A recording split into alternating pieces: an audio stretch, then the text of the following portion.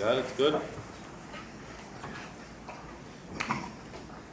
Maybe we'll move in another direction now. Birkat Levana, in the beginning of the month, the moon is essentially nothing. And then it grows.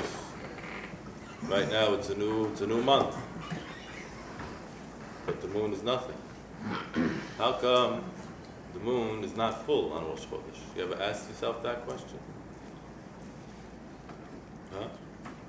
Right now, what day is it? Thursday.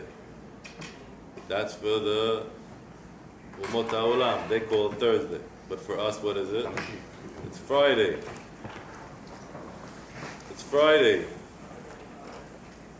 When the sun goes down, it's Friday. When the sun goes down tomorrow, it's Shabbat. It's not Friday. It's Saturday. Why? Why are the Jews different than the rest of the world? Huh? Rosh Hashanah, do we have a ball that drops? 10, 9, 8, 7, 5, 4, it's 12 o'clock, it's a new year. No, the new year starts when the sun goes down. Why? Why did God make it that way? It's an interesting question. Second question you have to ask, how come the moon on Rosh Chodesh, the moon, is not full? Why do we have to wait a few days for it to be full and then we can make a bracha? Why? It's a good question. Anyone has an answer? So, hopefully I'll give you the answer right here. The moon, we wait for it to become big and beautiful. Once it's big and beautiful towards the middle of the month, we make a bracha. The moon dictates how people, it defines us. The moment the sun goes down, it's an indication that we're only going up now. Meaning, when the sun goes down, it's an alternative that the sun will come out. Meaning it's already coming. The moon, as it perpetuates and becomes an amazing offspring of light, the Jewish mindset is following the light. Meaning, we brush off the dark days. We go towards the light. We push off the darkness and we go towards the light. We move closer to the light.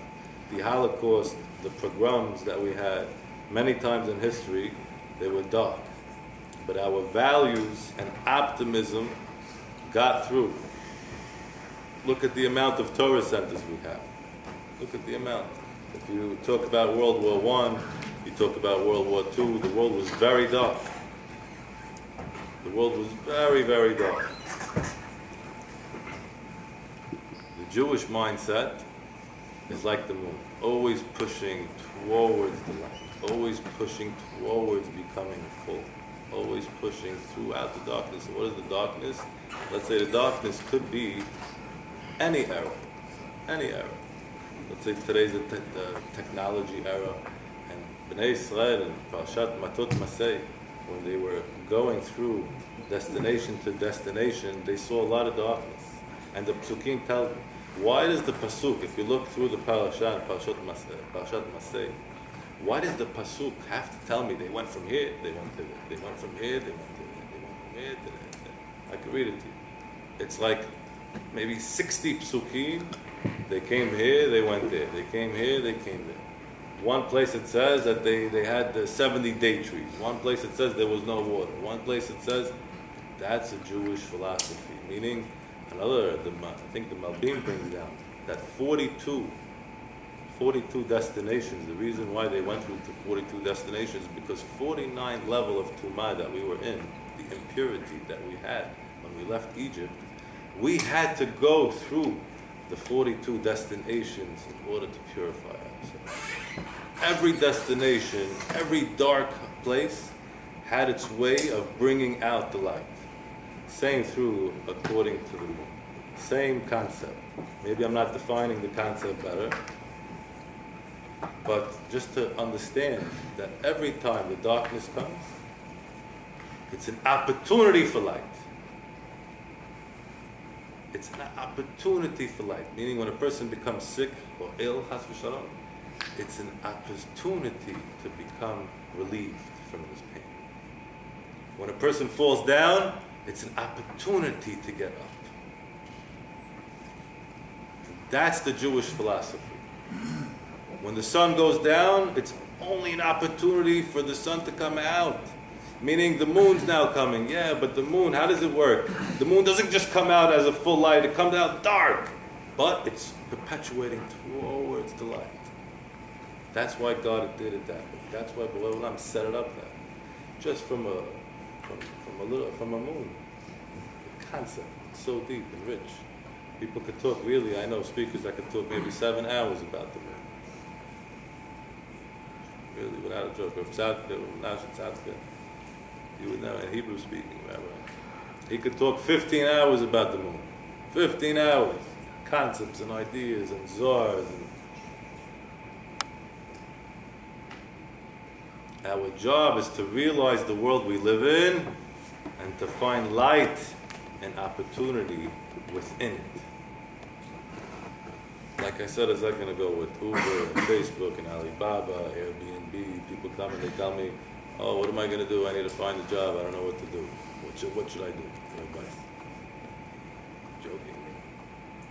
There's unbelievable opportunities today. Unbelievable. Yeah, it used to be once upon a time, bring the goods, ship it, go to the Orient, bring it, sell it. Today you don't have to do that. You have to understand that the time we're living in is a very special time. There's a lot of light. There's so much light that we're in such a bubble you don't even realize how much light there is. It's an amazing amount of opportunities. Amazing amounts of opportunities. But back to the question, what's better, the old way or the new way? Huh? The old way?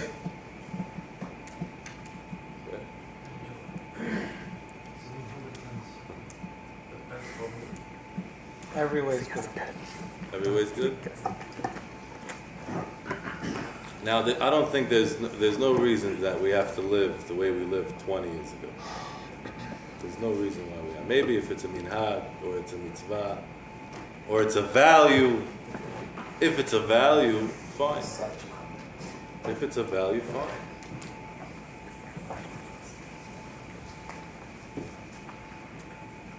Let me ask you a different question. Once upon a time, we used to wash dishes for our parents or our mothers, help her out, sweep the floor, do a chore.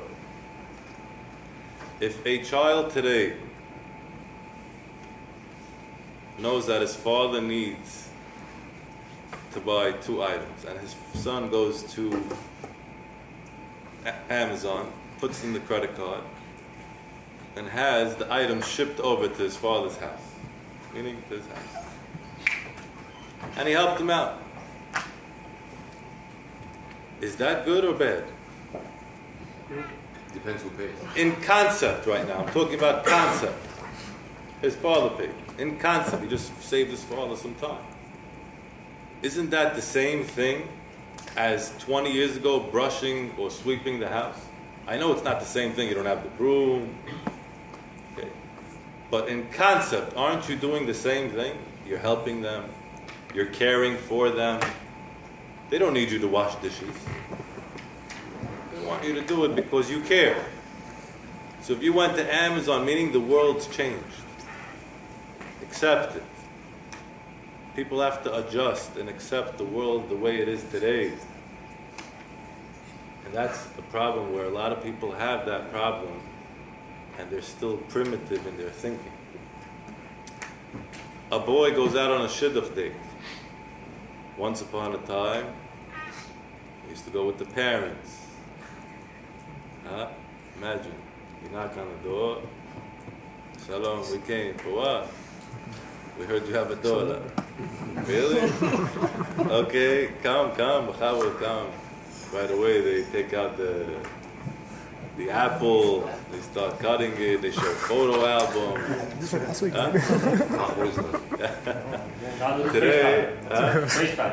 Today what? Now the guy used to come with a tie and a suit and flowers, and his father, as he's going in, knocking on the door, his father tells him, you better sit straight, you better not talk dumb, you better, What's better? Today, how does the boy do? He's with jeans, with a t-shirt open, he texts the girl, I'm outside. What's better? The old way or the new way? The new way is easier. Yeah, text.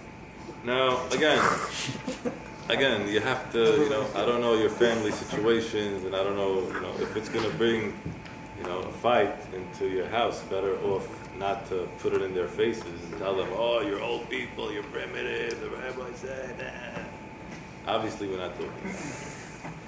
But somehow to bring a certain balance where everyone's happy, and if you do have a relationship like that with your girlfriend or the girl that you are dating, that's fine too. People have to accept the world that we are in.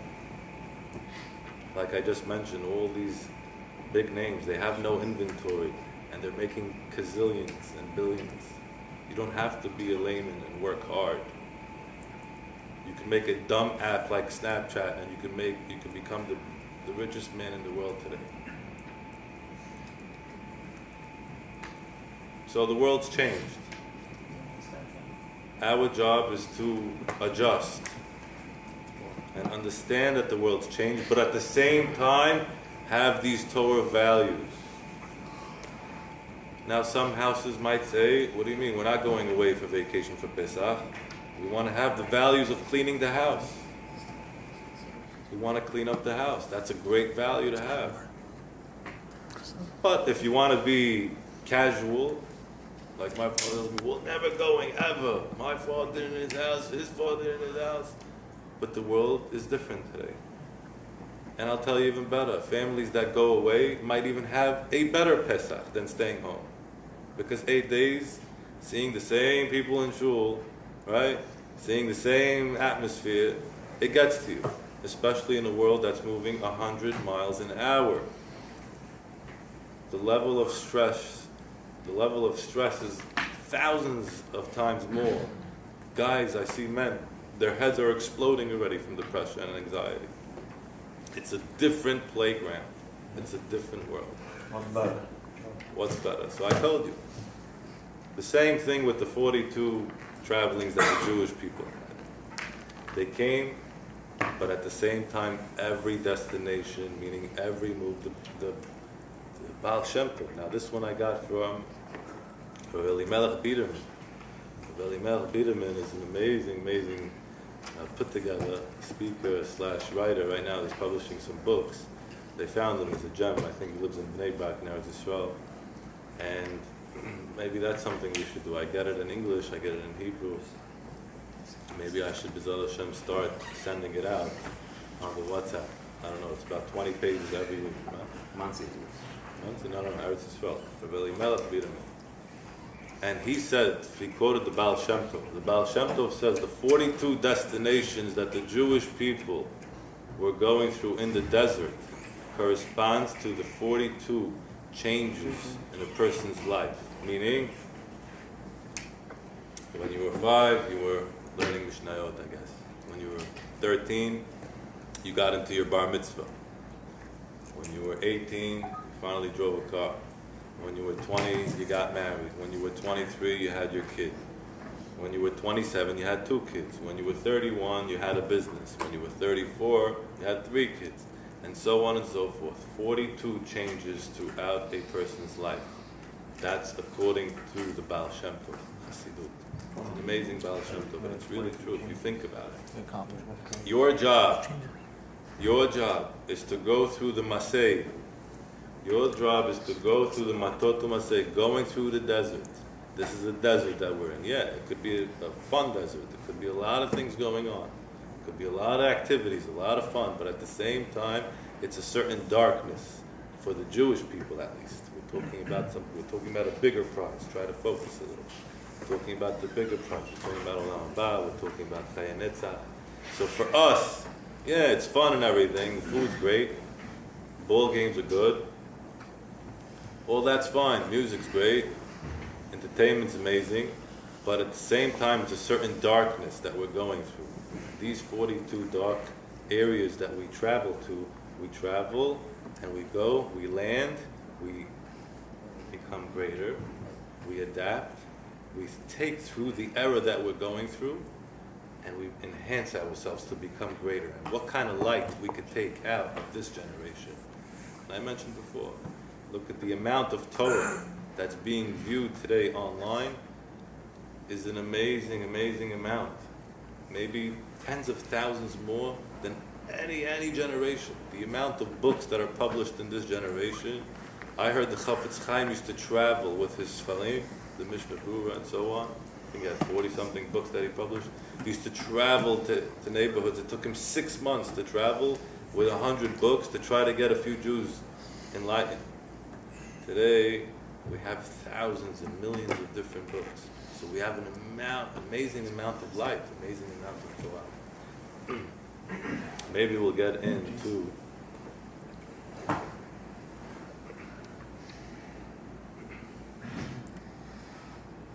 every destination. You can get through the past, present, future. I'll give you a small little mashal for you to understand. Maybe we'll go through the mashalim. In about 15 more minutes, we'll conclude. There was a rabbi, his name was Reb Eliyahu Meir Blach. Reb Eliyahu Meir Blach. And he was the founder of the Telz Yeshiva in Cleveland. I believe him or Reb Mordechai Gifter, they used to be yeshiva boys in Cleveland. They cursed the Cleveland Cavaliers that they should never win a championship. Why? Because the boys used to go sneak out and go to the Cleveland, what is it called? The Oracle? Not the Oracle. Quicken loans, yeah. Quicken loans. So they should never win, and the bracha held up for 50-something years. 59 years. 59 years. Look at that. It's amazing. Even with LeBron, they couldn't. Barely, Bazort, they gave it some fine day. But for 59 years, no championship. Why? Aurelio Meir Blach, listen to what happened. He was in Telz in Europe between World War I and World War II. And between that era, it was, let's say, dark days. Again, back to the dark days. He saw somebody opening a store on Shabbat. Rabbi Eliyahu Meir Blach came over to him and slapped him in his face. How could you open on Shabbat? Don't you see what we're going through here? Don't you have any decency? And he started to shamble him. Meantime, a few months passed, this guy that he slapped, the Rosh Yeshiva, he slapped him. This man got a position in the politics, in the government. He was so scared, this Rosh Yeshiva, the rabbi, he was scared. What did he do? He decided to move to America. Where did he come to? Cleveland. And he opened the Telz Yeshiva, one of the richest yeshivas, meaning as far as they learn heavy over there. There's no games. Telz Yeshiva is considered a very chashuv yeshiva in Torah world. So Rabbi Eliyahu Meir Blach, he ran away from darkness, meaning he thought that this guy, might ruin his life. Now to move from country to country, it's a big transition. Little did he know, God set it up this way so he can go to America and open up his yeshiva. If he didn't come and slap him and didn't have this controversy with this man, he would never come to America and open up the yeshiva. So you see from here, through the darkness, there is some sort of light. I'll give you another example. Maybe that one wasn't as good. There was a man, he needed $50,000. He comes to the organization. He says, can I borrow $50,000? They check him out, they find, they say, you have cosigners? Yeah, they get cosigners, everything's great. They say, how long do you need? I need 4 years. Every month I'm going to give you $1,000 a month. $1,000 a month, 48 months. In about 4 years' time, he's going to finish the chol. He told him, I'm going to give you 50 post-dated checks. I'll give you 50 post-dated checks. Every time that I come pick up my check, I give you $1,000 cash. You give me one check back. Deal? Deal. He gives him the 50 post-dated checks, $1,000 a month. Amazing. He gives him $1,000 a pop. And he goes 1 month. He comes there, he gives him cash. They give him the check back. Following month, he gives him cash. They give him the check back. One day, he's driving somewhere, I don't know, upstate. He gets stuck, he needs gas. He pulls to the curb. He goes into a gas station. And he's looking for money, he doesn't have. He doesn't remember he has a credit card. He tells the guy in the front, Muhammad, fill up the gas. The guy puts in the credit card. It says decline. What do I do now?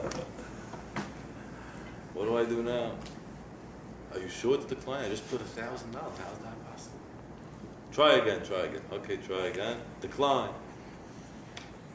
So he realized that the people who he got the loan from, they probably said, we're not going to wait for him. They put the check in, and now there's no funds in the account. He said, I can't believe they did this. For 2 hours he was in his car. No gas. How is he going to get home? No money.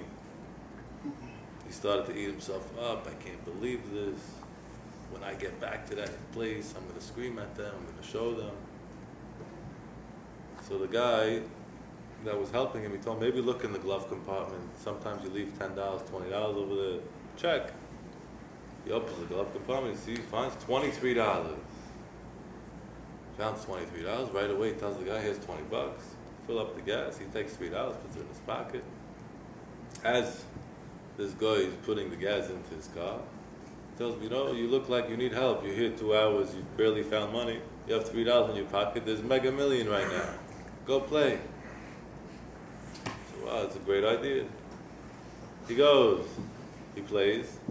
The following day, he won not $100 million. He won $50,000, according to the story. That's what he quoted here. The exact amount of money that he got, or that he got lent. The exact 50,000. Meaning, if that day the person who gave the loan didn't put the check in, he would have swiped it. Thank you for the $40 fill up. Have a nice day. But because he didn't have money in his tank, and because he didn't have money in his pocket, he was looking through the ashes, and he found the $23. Here's 20, fill me up. $3 in my pocket. That $3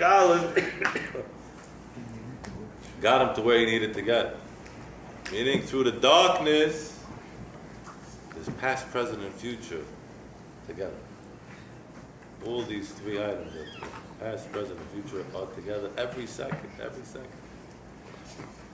I'll give you another one. They had an interview for a school. They wanted to have a new teacher teaching. And they interviewed the Melamed, come to the school, come teach the children, we want to interview you. I know a few teachers right now that are going through some interviews, got some phone calls. Right now it's a new, school starting in September, so a lot of schools are interviewing. One school said, we want you to come.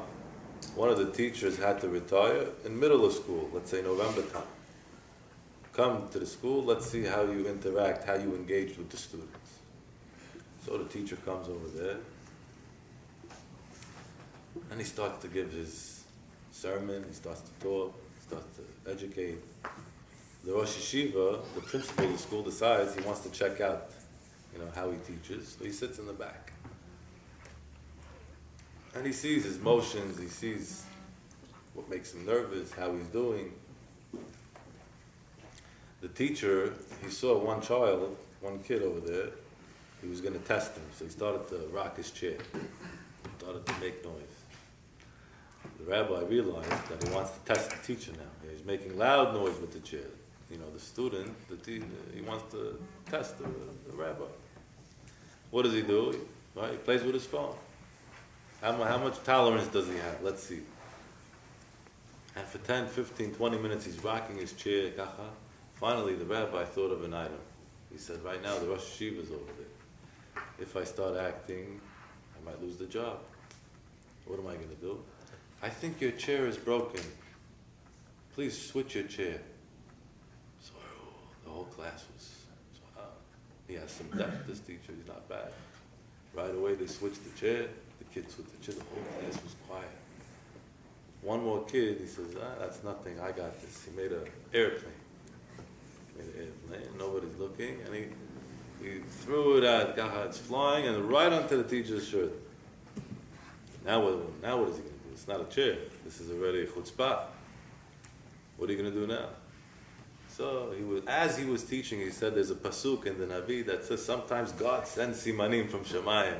Wow, I just got a siman from Shemayim. And everybody started to giggle and laugh. And he engaged with the class, and he was clever.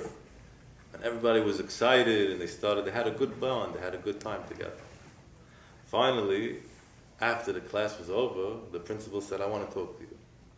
He says, listen, I saw your performance tonight, I saw how you conducted yourself in pressure situations. I want to let you know you got the job. How much money do you need? What do you need?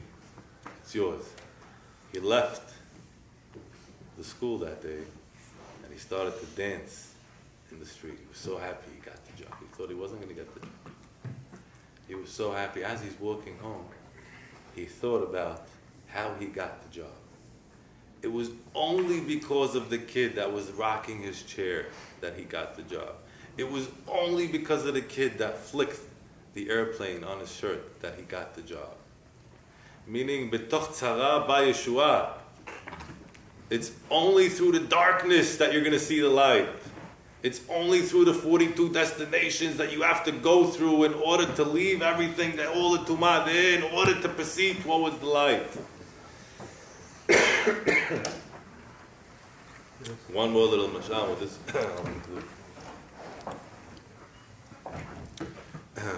There was a boy, maybe he was in his 20s already, in Eretz Yisrael.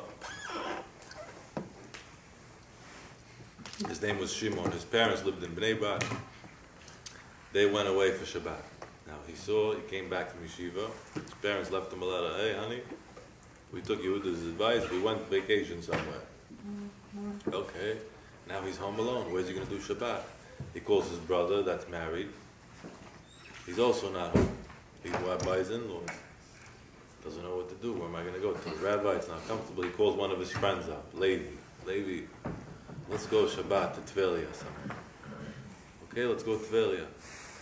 When are we going to go? Shabbat's 8 o'clock. Let's leave. The last bus we'll catch, 6:55. We'll get there 10 minutes before Shabbat. It's going to be perfect. They hop onto the bus. They were all excited. It's 10 minutes before Shabbat. The bus breaks down a half hour away from the destination where they have to go. It just breaks down.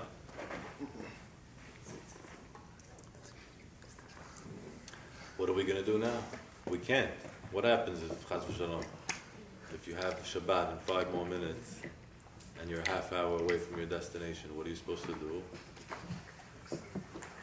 Danny, what are you supposed to do? Shabbat's in 10 minutes. You're 1 hour away. Yeah, what do you do? Find a horse. What do? You have to walk. They hopped off the bus. They started to walk. Meantime, they saw the sun just set. Shabbat just started. People are ready to Chadodi. People are coming home from shul. They're eating. Wow, we're another hour away from our destination. We thought we were a half hour away. We're actually an hour away. What are we going to do now? What are you going to do now? Continue walking. We're not going to make it. We're not going to make it. Finally, what happens? They decide they're going to knock on the local person's house, the one that they saw over there. They come over there, they knock on the door. Someone opens his house. He sees 2 boys, 20-year-old kids. Shabbat shalom, Shabbat shalom. So, I'm sorry, the bus broke down. We have no place to stay for Shabbat. B'chavod, b'chavod. They see a lot of chairs in the house. 12 chairs, only 2 people. So where's the kids? Oh, they went to their grandparents' house this Shabbat. Last minute they called us. It's perfect from Shemayim that you came over here. We made a lot of food. And they had extra and they enjoyed the Shabbat. They were singing. And Shimon was saying Divrei Torah, and they electrified the room and they electrified the whole crowd. It was an amazing Shabbat. After Shabbat was over, the wife told the husband, I like this boy for our daughter. He has good midot. The father comes over to this boy Shimon and tells him, I want you to date my daughter. And he marries his daughter. Mitoch hatzara ba'Yeshua, we thought it's bad. And on the way there, they started to complain. How come my parents left us? How come the bus had to break? We keep Shabbat our whole lives. Dafka, it breaks now. We're going to keep Shabbat and the bus has to break down. Meantime, little did he know, God was pushing him to go reach and meet his wife. And so on and so forth. And I can give you thousands of examples. Yosef HaTzadik, when he left, or when they sold him, everyone thought the world is over. How did the brothers sell their brother, Yosef? How did he sell him? Meantime, little did they know, Yosef became the king, and when there was a hunger in the world, Yaakov and the tribes came, and they had food. And they weren't in hunger. And they had noble positions in Egypt. And he actually saved his family. Sometimes when we have something that we don't understand, how come this is happening? How come this bad item's happening? There is no bad. Everything is good. Yes? So, Baruch Hashem, I think we did enough on getting the concepts and the values. I want to move into a direction of Tisha B'Av, because I promised 5 more minutes, or 5 to 10 minutes. If you guys have any questions, you guys can ask freely, B'Chavod, for Tisha B'Av. Any good questions? Are you allowed to change your clothing in the next 9 days? Oh, so Shavua Shechalbo, there is no Shavua Shechalbo this year. So yes, you are allowed to change your clothing. But if it was a regular year with Shavua Shechalbo, Can you explain what Shavua Shechalbo? let's say Shavua Shechalbo means that the Tisha B'Av happened on a Wednesday or a Thursday. So that means Sunday, Monday, Tuesday, and Wednesday. For those days, you can't dry clean your clothing. You can't wear new clothing. Right? That's called Shavua Shechalbo. Right? Yeah? Beach pool. No, there's no pool. No pool. No pool. Don't forget, how does it start? Next Shabbat. You go to your local shuls, not this Shabbat. Hopefully next week we'll talk a little bit more in length on these halachot. Next Shabbat, Motzei Shabbat, you have to be already programmed for the fast. We don't do Havdalah Saturday night next week. We don't do Havdalah. We do Havdalah Sunday. Sunday. Even ladies, women that are breastfeeding, and I believe pregnant women as well, they have this tzom. They have to keep this fast, just like Yom Kippur. These are the 2 major fasts in the whole year: Tisha B'Av and Yom Kippur. Did you get a haircut? No. Did I get a haircut? It's the same Havdalah as after Shabbat? Eh? The same Havdalah after Shabbat? Oh, good question. So you don't make. Could be no besamim. You could text me privately. I find out one more time. If you want, I could look here. But it's a very good question. It could be that you don't use esh or you don't do besamim, but one of them you don't do for sure.